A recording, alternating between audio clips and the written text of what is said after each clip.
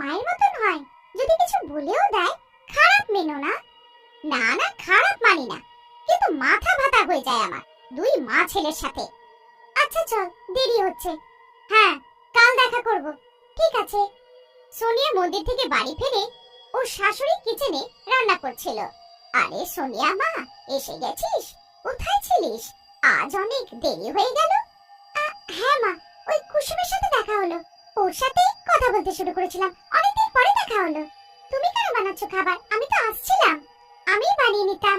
আমি ভাবলাম রাকেশের জন্য দেরি না হয়ে যায়। আচ্ছা, আমি বানিয়ে নিচ্ছি। সোনিয়া, এসে গেলে? এত দেরি হলো? হ্যাঁ, একটু এমনি।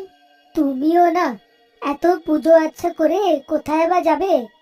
আরে, বরের সেবা করো, বরের, বুঝলে? হ্যাঁ, আমি কি স্বামীর সেবা করি না? সারা দিন কাজকর্ম করি, কোথায় আর খালি